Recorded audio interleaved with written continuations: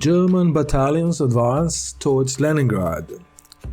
This story is based on an account of German limited offensive attacks south of Leningrad in September of 1941. The topographical maps are Soviet Red Army originals from 1931, modified by me, and the tale is based, as I mentioned, in tactical battles and small unit combat in the Eastern Front, as recalled by the German soldiers after the war from personal experience and originally published in the American Army pamphlet number 20-269 in January of 1953. The German Army Group North was commanded by Generalfeldmarschall Wilhelm Ritter von Lieb. Its strategic goal was Leningrad, with the operational objectives of capturing the Baltic republics and securing the northern flank of Army Group Center in northern Russia. Von Lieb achieved huge success at first, destroying the Soviet mobile and tank forces in the Battle of Raseiniai in June, defeating the Red Army in the Kingisepp-Luga defensive line and the failed Soviet counterattack in Solzhenitsyn in July, and finally capturing Tallinn in August. That same month, von Lieb and his subordinate, von Manstein, defeated yet another Red Army counterattack in the Staraya Russa offensive.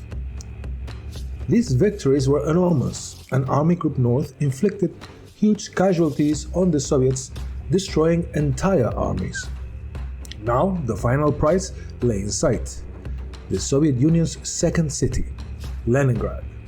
The operation known as the Encirclement of Leningrad began the 25th of August and lasted until the 21st of September. But two things happened. First, Hitler decided that Leningrad was not to be captured now, but encircled and destroyed by famine and bombardment. So he stripped Army Group North of all of its armored units in order to send them south for the push on Moscow. And von Lieb was now furious, but could do absolutely nothing. With very limited forces due to both Hitler and the combat attrition, the victorious Army Group North was now forced to adopt a more cautious approach with limited objectives.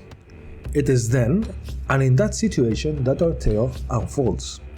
The action took place in the Izhora River Valley, south of the city of Pushkin, which is located about 15 miles or 24 kilometers to the south of the city of Leningrad. The German 490th Infantry Regiment's task was to eliminate Soviet forces in the area from the 13th to the 18th of September. German intelligence, both on the terrain and on Soviet forces, was very inadequate, so the commander of the 3rd Battalion decided to reconnoiter the terrain carefully before attacking. The advance was planned on the river valley, but the Soviets were supposed to have many bunkers in the area and strong defensive positions on the hills. The reconnaissance mission took all morning, and by noon, the German 3rd Battalion attacked and captured the first Soviet bunker east of Gorky. Demolition teams used flamethrowers and explosive-shaped charges, but before they could advance to the next bunker, Soviet artillery was alerted and fired on them. Soviet resistance and artillery fire caused the Germans up to 2 howitzers and an ammunition dump destroyed, but by 16:00 hours, the German engineers had captured the 3 Soviet bunkers and advanced to within only 100 yards or 91 meters of the Red Army artillery positions in Vilozi. After the engineers had cleared the bunkers, the German 3rd Battalion attacked the defensive positions just below Hill 312 northeast of Vilozi by 20:15 hours on the 14th of September. After destroying the Soviet bunkers and artillery and defensive positions around them, the Germans halted for the night as Soviet aircraft bombed the whole area at night, hitting even their own positions in this process. As in the day before, the early hours were used for reconnaissance duties.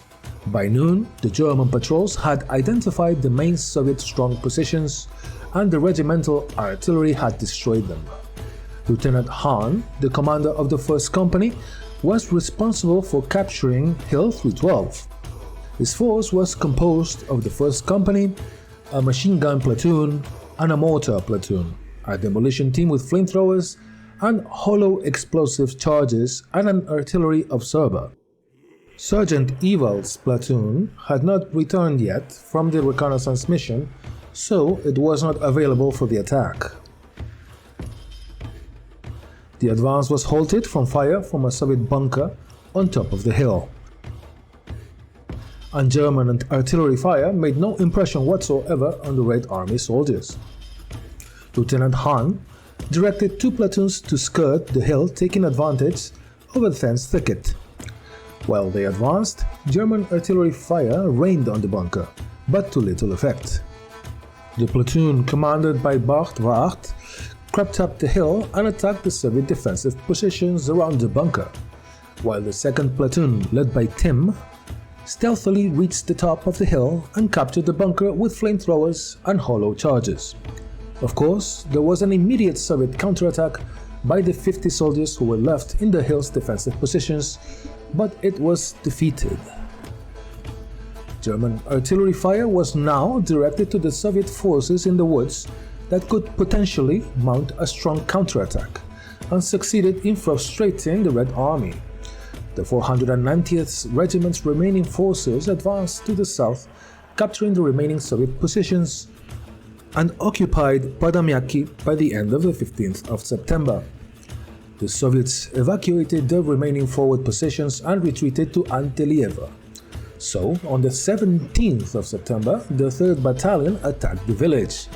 The Soviet positions were protected by the Izhira River to the south and strong defensive emplacements in 2 concrete bunkers.